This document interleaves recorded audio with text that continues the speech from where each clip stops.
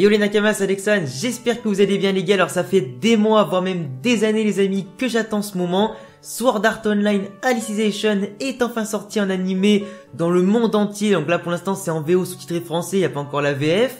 C'est un moment que j'attendais énormément parce que je suis un très grand fan les amis de Sword Art Online. C'est un de mes mangas préférés, enfin à la base Sword Art Online pour ceux qui savent pas, c'est un light novel. Donc un light novel c'est quoi? C'est un roman qui a ensuite été adapté en animé, même en manga avec plusieurs déclinaisons. C'est enfin le grand moment de voir l'arc Alicization qui sera le meilleur arc tout simplement de Sword Art Online, l'arc le plus long, l'arc le plus complet, le meilleur arc vraiment qui sera le plus épique et le plus impressionnant. Tout le monde attendait ce moment, ou du moins tous les fans de Sword Art Online attendaient ce moment.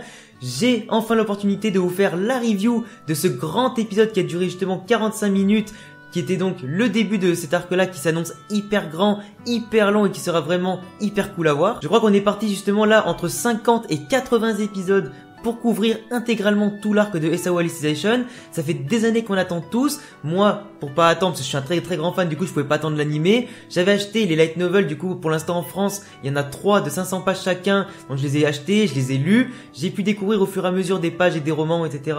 et des chapitres.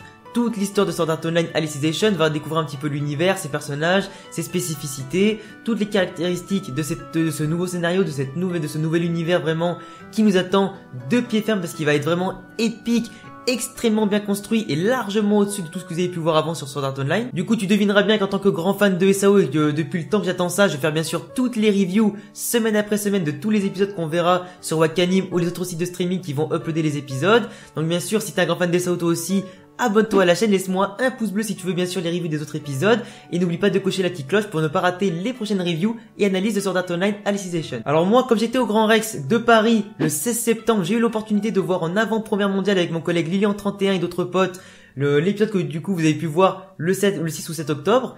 J'ai eu la chance moi de le découvrir avant, de vraiment me faire un avis par rapport à l'adaptation en animé du light novel. Donc j'ai pu comparer depuis ce jour-là tout ce que j'ai pu lire dans le light novel et puis comparer justement avec ce que j'ai pu voir dans cet épisode-là. Il fait 45 minutes. Alors moi à la base je pensais qu'ils allaient le découper en 2 ou 3 épisodes pour faire justement 3 épisodes de 20 minutes. Donc c'est un peu plus long. Là l'épisode fait 45 minutes en une seule fois, donc forcément ça fait plaisir de voir que du coup le public a pu rattraper tout ce que nous on avait pu voir en avant-première mondiale. Ça fait plaisir, du coup je vais pouvoir donner mon avis sans me censurer sur certaines choses et du coup on va pouvoir analyser tout ça ensemble. Alors forcément 45 minutes d'épisode, il y aura énormément de choses à dire, énormément de choses à détailler. On a pu voir déjà, donc si je peux juste parler un petit peu de l'ensemble sans rentrer dans les détails de l'histoire, au niveau de l'animation, c'est absolument magnifique, la production a fait un travail de dingue, les personnages autant sur leur expression faciale que sur leur dégaine, leur charisme, sur leur création et leur chara-design. Tout est absolument très bien construit, le jeu de lumière, le jeu d'ombre, les dessins, les traits de chaque personnage, de chaque décor, de l'ensemble est très beau, très bien construit. Donc on peut vraiment féliciter autant ceux qui sont occupés de la patte artistique, de la création du design en général. Au niveau des musiques évidemment, parce que qui dit animé, au niveau du graphisme etc. dit également une bande son de qualité, des OST. Les OST de Sword Art Online ont été conservés pour les 3/4, on a vraiment les musiques habituelles, autant dans les moments de détente, épiques, tristes et tout ce que tu veux. Ils ont rajouté d'autres mélodies absolument magnifiques qui te rendent vraiment encore plus intéressé, qui te rendent encore plus concerné par l'histoire, tu rentres encore plus dedans, t'es vraiment en toute détente. En tout cas moi quand je l'ai vu au Grand Rex, en plus d'être bien installé dans mon petit siège, j'étais extrêmement envoûté, je ne pouvais pas quitter l'écran du regard, j'étais vraiment affolé de voir tout ça. Ça m'a fait extrêmement plaisir de voir qu'ils ont autant conservé les mélodies d'avant pour la nostalgie par rapport à saison 1 et 2, plus d'autres nouvelles mélodies, du coup ça donne encore plus de développement à l'histoire, autant en termes de design que de la bande son. Alors maintenant pour parler un petit peu plus du scénario, vous avez donc pu comprendre déjà avec cet épisode de 45 minutes que ça n'avait plus rien à voir avec ce que vous avez pu connaître dans la première saison de Sword Art Online, avec notamment la réalité virtuelle, avec également aussi donc Sword Art Online, avec Alphem Online et Gun Gale Online. C'est aussi totalement différent de ce qu'on a eu notamment avec la réalité augmentée du film Sword Art Online Ordinal Scale. C'est totalement différent, là vraiment Kirito va rentrer dans une sorte de réalité virtuelle plutôt, c'est compliqué à dire. En gros c'est un monde réel dans un monde virtuel où en gros cette fois par rapport à Sword Art Online, donc certes Sword Art Online à l'époque tu pouvais rentrer dedans, tu mourais aussi dans la réalité à cause des casques et tout ça du Nerve Gear. Dans les autres tu ne mourrais pas, mais là cette fois les amis, croyez-moi, en fait l'Underworld, donc c'est le nom qui est donné maintenant à ce monde là, c'est un monde réel quasiment, dans un monde virtuel. Et vous allez comprendre ça au fur et à mesure des épisodes. C'est un petit peu ce que Kirito a essayé d'expliquer justement dans cet épisode-là. C'est que c'est un monde totalement réaliste où même lui ne savait plus s'il était dans un monde virtuel ou dans un monde réel tellement la frontière est mince. Voilà donc Kirito qui dans ce monde-là, donc on le voit dès le début de l'épisode pendant environ 20 minutes est retourné à l'âge de l'enfance. On le voit côtoyer notamment Eugeo, qui est donc un petit garçon blond du même âge que lui, avec lequel il va donc travailler. On y découvre également aussi Alice, une petite fille blonde qui va les accompagner tout au long de leur aventure, ou du moins durant les 20 minutes qu'on a vu, parce qu'après, comme vous l'avez vu, elle se fait enlever par les chevaliers sacrés. Alors en fait, cet univers-là, c'est un univers totalement différent. On voit que Kirito est enfant. En plus, si tu regardes un petit peu les âges, c'est largement bien avant l'univers de Sao qui se situe dans les années 2000. Donc tu comprendras qu'il s'agit bien évidemment pas d'un jeu vidéo, mais d'un autre univers avec une temporalité totalement différente. Kirito, qui apparaît en tant qu'enfant dans cet univers-là, donc discute avec Eugeo, tu les vois taper un petit peu dans l'arbre avec justement la volonté de lui faire baisser les points de vie, parce qu'à un moment tu vois que Eugeo Kirito ouvre le menu justement pour voir les points de vie qui s'appelle justement Gigas Cedar, si on peut l'appeler ça comme ça. Cet arbre-là possède énormément de points de vie. Leur but à eux est par rapport à leur tâche sacrée qui leur incombe, parce qu'en fait chaque habitant de ce monde-là possède une tâche sacrée qui lui sera remise depuis l'enfance. Ça peut être autant être un pêcheur, autant être forgeron, autant être bûcheron machin. La tâche sacrée qui accompagne Eugeo et Kirito dans ce monde-là, c'est bien sûr de couper cet arbre qui a un impact négatif sur l'environnement. En fait, c'est un arbre, si tu veux, pour t'expliquer rapidement, c'est un arbre en gros qui a des grosses racines qui puisent les ressources du monde environnant et qui du coup empêche les paysans de ce monde-là de cultiver des terres, de mettre à bien justement leur récolte, de pouvoir faire planter plein de choses et de pouvoir faire en sorte de développer le village et sa richesse. Du coup, c'est pour ça que depuis des centaines d'années, plusieurs générations du coup de bûcherons entre guillemets se sont succédés pour mettre à mal cet arbre-là, pour le faire tomber. Mais comme tu as pu voir, il a énormément de points de vie et même malgré les générations, l'arbre reste encore debout et malgré les efforts de Eugeo et de Kirito, l'arbre ne perd quasiment pas beaucoup de points de vie malgré leurs efforts acharnés. Du coup, bref, on les voit rapidement enchaîner les coups, ils se foutent un petit peu chacun de leur gueule, ils se tapent entre eux. T'as aussi eu droit d'ailleurs à une petite scène un petit peu gênante quand les deux du coup se sont sautés dessus pour se taper un peu. C'est un petit moment un peu fan service gênant pour les yaoi, même si je suis absolument pas fan de ça.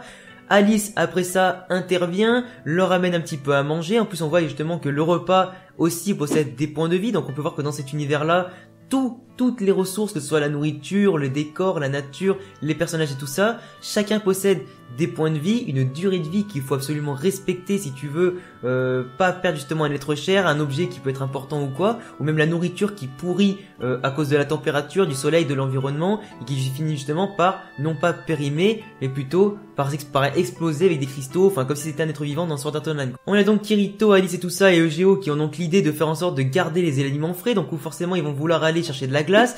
Ils se disent que la grotte qui se situe bien plus loin que la rivière et bien plus loin que la forêt où ils se trouvent, ils pourraient trouver de la glace dans la grotte, du coup ils se disent qu'ils vont y aller. Apparemment cette grotte-là servirait également de frontière avec le monde des ténèbres, qui est donc formellement interdit à tous les êtres humains de ce monde-là, parce que sinon tu ferais carrément chasser par les chevaliers sacrés, tu mettrais du coup en péril le règlement de ce monde-là, les règles, etc. Vous verrez également que dans ce monde-là, les règles qui régissent cet univers-là sont absolues. Les humains, ou du moins en général, les habitants ne peuvent pas transgresser les règles, et c'est justement ça qu'on a vu, je fais aussi un petit aparté par rapport à la fin de l'épisode, on a pu voir que Eugeo, au moment où Alice s'est fait enlever, il s'est retrouvé du coup avec un œil avec écrit système alerte, parce qu'il ne pouvait pas justement rentrer en conflit avec les chevaliers sacrés, il ne pouvait pas rentrer en conflit avec le système, ne pas transgresser les règles, il ne pouvait pas faire appel à la violence ou du moins ses capacités pour sauver Alice et s'attaquer à un chevalier sacré qui est justement absolu. Donc justement ces êtres-là, dès qu'il s'agit de transgresser une règle, dès qu'il s'agira de mettre à mal, on va dire, les valeurs et les normes de cet univers-là, le système va s'alerter, bloquer les aptitudes des personnages et les empêcher d'intervenir en cas de besoin ou pour ne pas transgresser les règles justement. Contrairement à Kirito qui, comme vous l'avez compris, ne fait absolument pas partie de cet univers-là parce que lui a pu s'attaquer au chevalier sacré, a pu intervenir, peut transgresser les règles, a le mental et les idées qui l'amènent naturellement comme un humain qui se respecte à ne pas respecter les règles et du coup ne pas respecter l'autorité. Donc c'est pour ça que lui a pu justement attaquer le chevalier sacré pour sauver Alice et non pas Eugeo, et tout comme justement les habitants autour. Donc là voilà, c'était un petit point pour éclaircir ceux qui se posaient la question pourquoi Eugeo n'est pas intervenu, pourquoi il y a eu le système alerte dans son œil et tout ça. En parlant justement du monde des ténèbres, vous avez donc pu voir notamment que dans cette grotte là, Kirito, Alice et Eugeo ont pu trouver de la glace, ont pu faire un bon stock de glace. Ils sont tombés sur le squelette, du moins les restes du dragon sacré, enfin du dragon dont la légende parlait. Ils ont trouvé également l'épée à la rose bleue, si je dis pas de conneries, qui a permis notamment de tuer ce dragon là. Donc ils savent que c'est quelqu'un qui avec une épée a pu tuer ce dragon là, ce qui est quand même un exploit assez énorme. À la base, ce dragon là c'est aussi un dragon sacré qui vise à protéger les humains du monde des ténèbres. Du coup, comme le dragon n'est plus là, comme il n'y a plus de sécurité, vous devinerez facilement qu'en général, les adversaires, ou du moins le monde des ténèbres, pourraient facilement envahir le monde des hommes, même si pour l'instant c'est pas le cas. Et justement, en cherchant la sortie, puisqu'ils se sont retrouvés totalement perdus dans une grotte qui est un véritable labyrinthe, ils se sont retrouvés malheureusement devant la frontière du monde des ténèbres.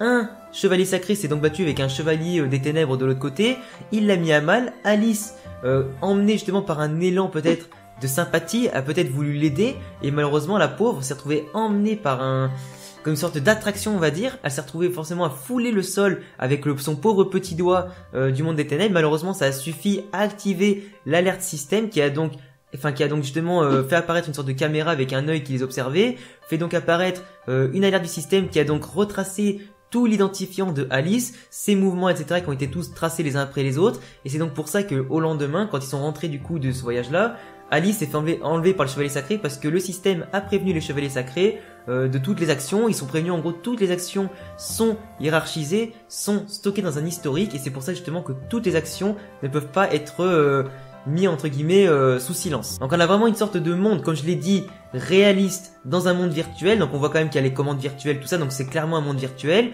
Kirito ne fait pas partie de ce monde là parce que du coup après, comme tu l'as vu, il se réveille de son expérience, il n'a absolument plus aucun souvenir de ce qu'il a vécu. C'était vraiment du coup, en plus il travaille avec, je me rappelle plus exactement du nom, si c'était Fukuoka ou je sais plus, mais en gros il travaille avec celui avec l'inspecteur justement des jeux vidéo, c'est quoi, qui il avait aidé à l'époque de SAO, de Gun Gale Online et de Alpha Online. Du coup, c'est lui qui lui a proposé cette expérience-là pour travailler un peu plus sur les mondes en réalité virtuelle, sur la réalité, pour créer justement les univers les plus réalistes possibles, afin de confondre justement la réalité et la virtuelle, pour avoir une limite peut-être plus limitée que jamais. Déjà avec tout ce que tu as pu voir notamment sur la première partie de l'épisode, tu vois que déjà le scénario a l'air hyper complexe, il y a plein de zones d'ombre à éclaircir qui seront éclaircies bien sûr au fur et à mesure que les épisodes vont passer et que on découvrira un petit peu plus le scénario. Vous verrez justement que ça va bien s'évoluer tout ça, les graphismes en tout cas c'est beau, les bandes son c'est beau, le scénario en tout cas a l'air très bien construit, il est hyper intéressant justement, c'est pour ça qu'on est un petit peu frustré quand tu vois Kirito justement se réveiller de son expérience. Il va ensuite être forcément très fatigué parce qu'en réalité le temps qui s'écoule pendant son expérience dans la réalité comme à l'intérieur du jeu, il s'écoule différemment. En fait, Kirito, quand il dit qu'il a dormi, je crois, je sais plus comment il dit exactement parce que moi ça fait longtemps que j'ai vu l'épisode, quand il dit qu'il a dormi que quelques heures, voire à la limite quelques jours en immersion, forcément, lui, à l'intérieur du jeu, il s'est passé des années, d'où le fait que justement, il a pu repartir dans le jeu, ou du moins dans cette réalité-là, en étant un enfant, qui grandira au fur et à mesure que le temps va passer, comme si en gros dans ce nouveau monde-là qui s'appelle l'Underworld, comme si Kirito recontinuait une vie, reconstruisait une autre vie qui est pourtant la sienne, mais une autre vie qui n'a pas appartenu à son monde d'origine, qui est donc le monde réel. Après cette expérience-là, comme l'a expliqué Kirito, c'est un univers qui justement vise à faire des recherches sur la réalité virtuelle, sur le monde réaliste, etc., sur la construction d'un monde en réalité virtuelle, et surtout sur la création d'une intelligence artificielle qui pourrait réagir comme un être humain normal à partir de la flûte light des individus, parce qu'en gros, le cerveau contiendrait apparemment l'âme humaine. À partir de là, les gens qui font cette expérience-là, comme Fukuoka, comme également le Kayaba et tout ça, ils visaient peut-être à extraire du cerveau, ou du moins du corps humain, ils voulaient extraire des parties de l'âme humaine qu'on appelle la flûte light, pour l'intégrer aux différents mondes, afin de créer des intelligences artificielles qui réagiraient comme des humains, auraient les mêmes sentiments que les humains, pourraient construire un univers exactement comme la réalité, et c'est pour ça justement qu'ils veulent créer un monde plus réaliste que possible, pour avoir des IA encore plus réalistes et des humains plus humaines que possible. Donc t'as quand même pas mal de vocabulaire, etc. assez technique dans cet épisode-là. Moi j'ai pas forcément tout retenu, même si j'ai tout en tête, mais je peux te l'expliquer simplement, avec la flûte light qui est donc l'âme humaine qui sera transférée. Il est donc important que certains joueurs qui ont beaucoup d'expérience comme Kirito participent à ce genre d'événement pour qu'on puisse leur retirer un petit peu leur flûte light, pour qu'on puisse justement l'analyser, la copier et l'intégrer au jeu pour créer les meilleures IA possibles. Par rapport à ses expériences passées, Kirito c'est le prototype de mec en tant que bêta-testeur, que connaisseur du vidéo, que mec hyper stylé, qui a en plus énormément de skills. C'est lui qui est le plus à même vraiment d'avoir une expérience la plus enrichissante pour les testeurs, pour les créateurs. Donc c'est un petit peu pour ça aussi que c'est lui qui a été choisi. Et comme il l'explique, c'est une expérience qui est quand même assez fatigante pour le corps humain. Il peut pas, pour le corps humain, pardon, il peut pas non plus rester, je sais pas combien de temps en immersion parce que c'est quand même assez dangereux. Et là, c'est justement là qui pose le problème de ce genre d'expériences qui peuvent être autant mal orientées et autant mal attentionnées. Et c'est justement ça peut-être qu'on va voir au fur et à mesure de l'histoire de SAO Alicization. Après, je pourrais aussi évidemment aussi vous développer vite fait parce que c'est vrai qu'on a quand même eu pas mal de petits fanservice, j'ai envie de dire, avec le petit retour sur Gun Gale Online pour faire plaisir un petit peu à tout le monde. Tu vois Sinon, tu vois Asuna, tu vois Silica, tu vois tous les autres persos, tu vois Klein et tout ça, Agile, tu vois tout le monde qui joue dans le jeu. Ils ont créé une équipe, une sorte d'équipe atypique entre guillemets, avec la plupart des joueurs qui jouent pas forcément à Gun Gale Online. Ils ont voulu affronter une grosse team qui veut monter dans les classements, veut participer à la prochaine coupe de Gun Gale Online. Du coup, Sinon, en plus de ça, veut créer avec son groupe d'amis une équipe pour justement remporter ce trophée qu'elle aime tant. On avait déjà vu ça un petit peu dans la saison 2 lorsqu'elle voulait participer justement à ce tournoi-là dans GGO. Du coup, on voit une petite scène là-dessus. Bon, c'est pas forcément très intéressant. Tu les vois vite fait jouer, faire équipe ensemble et battre un petit peu l'adversaire. Ils ont certes pas remporté la victoire. Ils ont fait, c'est même pas un match nul en fait, parce que le combat s'est arrêté en plein milieu. Mais sinon, ouais, ça fait vite fait plaisir de les revoir tous un petit peu, parce que je vous le dis clairement, les personnages à part Kirito, on va quasiment pas les revoir.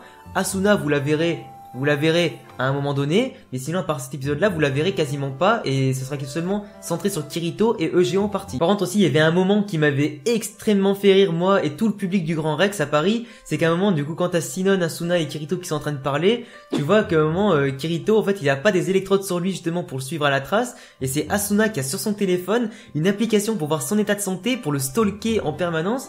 Tout le monde s'était mis, mais vraiment, à rigoler parce que c'était pas possible. La meuf, c'est vraiment une psychopathe de fou. Elle était toute contente vraiment plus de ça, avec le fait qu'elle pouvait stalker, voir où il était, etc. En plus, tu vois qu'il y a Sinon qui lui balance une blague en mode, ouais, c'est juste pour vérifier en fait s'il te trompe pas, tu vois. Du coup, tout le monde avait rigolé. Je trouvais ça quand même vachement drôle. On voit que dans SAO, t'as quand même l'humour qui est mis aussi au-dessus de tout, en plus de la bonne humeur, de la bonne entente, du style un petit peu sérieux à certains moments. Donc c'est vraiment un très très beau mélange qui est très bien dosé dans SAO Alicization, et c'est ça aussi qui rend l'histoire et les personnages encore plus attachants et le scénario encore plus intéressant. Après c'est aussi du coup pendant cette petite discussion là que Kirito a expliqué à Asuna et Sinon pourquoi il travaille pour Kikooka. Voilà, c'est Kikooka et pas Fukuoka. Vous me pardonnerez vite fait pour cette petite erreur. Pourquoi il travaille pour ça, pourquoi du coup ça lui permet de gagner un petit peu d'argent quand même en dehors des cours, pourquoi du coup ça lui permet de rentrer encore plus dans ces univers-là qui lui plaît tant, qui lui permet justement de travailler autant sur lui-même que pour justement la cause de la réalité virtuelle. On apprend également tout ce qui est le délire après également du STL, du Soul Translator, qui permet aux machines, etc. et au monde virtuel d'envoyer des informations à l'âme et inversement. Et c'est justement ça le but de Kikooka, c'est de faire en sorte que le Soul Translator puisse enregistrer des éléments de l'âme humaine pour justement retranscrire un maximum de résultats pour l'avenir. Après on apprend également dans la discussion entre Asuna, Kirito et Sinon que le nom de Alice revient quand même assez souvent dans ce projet-là. Kirito, même s'il ne garde pas justement les souvenirs de son expérience dans l'Underworld en étant endormi, quand il se réveille c'est un petit peu comme s'il avait vécu une deuxième vie ou du moins un grand rêve. Du coup ça fait que ses souvenirs sont effacés quoi qu'il arrive quand il se réveille. Et du coup, on apprend que le personnage d'Alice, ou du moins le nom de code d'Alice, réapparaît assez souvent sur le nom de Alice au Pays des Merveilles, par rapport à l'Underworld, par rapport à l'Underground, enfin tu comprends un petit peu le délire. Du coup, ça fait que Kirito, ne se rappelle à chaque fois que du prénom d'Alice. Il a pas forcément une image réelle en tête, il a seulement quelques bribes de souvenirs qui pop par-ci par-là. Du coup, il a pas forcément une image précise de ce qu'il a vécu de l'Underworld, à part le fait que ce soit un monde réaliste, etc., et qui confond un petit peu la réalité et ce monde-là. Et du coup, on voit que le nom d'Alice ressurgit souvent, donc il se peut que Alice soit un personnage clé pour la suite de l'histoire, que ça va vraiment être très très important de découvrir ce personnage-là et du moins de la revoir un petit peu plus tard dans l'histoire. Après, vous avez pu voir notamment toute la discussion, donc forcément, moi je vous ai expliqué un maximum qu'est-ce qui était un petit peu l'Underworld par rapport à tout ce que Kirito a pu balancer, par rapport au Soul Translator, la Footlight, etc.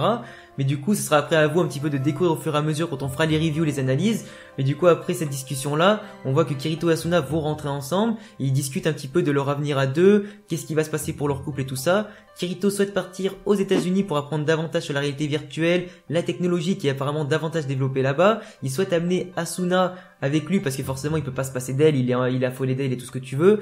Ou du coup, au Grand Rex de Paris, tout le monde était affolé de cette scène-là quand ils sont roulés une pelle. Tout le monde a applaudi, c'était limite un peu niais, mais bon, c'est vrai que c'est quand même assez beau à voir, tu vois. Donc forcément, ça faisait grave plaisir. Et c'est justement à partir de là que le personnage qu'on a vu juste après, donc ce qui avait un rapport avec Death Gun justement, que Kirito n'avait pas réussi à éliminer. On voit un personnage totalement fou qui les a suivis depuis la sortie du bar d'Agile. Il les suit, il l'attaque et justement on voit que Kirito, malgré le fait qu'il ait un parapluie dans la main, n'est pas réussi à être assez rapide du moins pour lui faire mal. Il l'a juste planté dans la jambe. En échange, l'autre il lui a planté une seringue qui va provoquer justement le coma de Kirito. Kirito va tomber dans le coma et du moins quasiment au bord de la mort. Asuna qui crie malheureusement au désespoir et malheureusement l'épisode qui s'est fait au Grand Rex et du coup l'épisode qui s'est déroulé sous vos yeux qui est sorti du coup ce week-end là c'est terminé comme ça sur un gros cliffhanger en attendant bien sûr la semaine prochaine pour voir la suite. Donc voilà les amis, je pense quand même avoir fait la totalité de la review. J'ai expliqué un petit peu mon ressenti, j'ai expliqué tout ce qui s'est un petit peu passé, que ce soit au début quand Kirito rencontre Geo. J'ai parlé un petit peu aussi d'Alice, j'ai parlé un petit peu de leur quête dans la grotte, le fait qu'elle enfreint les règles, pourquoi les personnages ne peuvent pas intervenir, les règles qui régissent un petit peu cet univers là, le fait que le temps s'écoule différemment que dans la réalité, que Kirito il ne conserve pas ses souvenirs. Il a expliqué un petit peu ce que c'est l'Underworld, la Flute Light, le Soul Translator, le fait que l'expérience vise à reconstituer l'âme humaine ou du moins extraire l'âme humaine pour créer des intelligences artificielles plus réalistes que jamais, créer un monde encore plus développé qu'avant. C'est un délire totalement différent de ce qu'on avait eu avant entre la réalité virtuelle, la réalité augmentée. Maintenant c'est vraiment un monde réaliste dans le virtuel. Je sais que c'est un petit peu compliqué à comprendre, mais au fur et à mesure vous allez un petit peu mieux comprendre quand les épisodes vont passer et seront expliqués. On a un tout nouvel univers encore plus intéressant, plus détaillé que jamais, avec un scénario, croyez-moi, plus épique et impressionnant qui nous attend, avec des personnages encore plus charismatiques et plus badass, avec plein de combats, du sang, de la progression, de la frustration à des moments. Ça va être épique les amis, donc je compte sur vous les amis pour soutenir un maximum cette série qui le mérite vraiment. Donc voilà mon gars, en attendant, je te laisserai me dire en commentaire ce que t'as pensé de cet épisode là. Est-ce que toi aussi tu kiffes SAO? Et si c'est le cas, abonne-toi à ma chaîne, laisse-moi un gros pouce bleu, ça me fera super plaisir. J'ai également le lien de tous les réseaux sociaux et je te laisse bien sûr cocher la petite cloche pour recevoir la notification et ne pas rater mes prochaines reviews analyses tous les dimanches ou tous les lundis suivant quand je publierai les vidéos. En attendant, on se retrouve pour une prochaine vidéo sur les mangas, les animés, le jeu vidéo et d'autres sujets. Et à bientôt pour une prochaine vidéo. Ciao!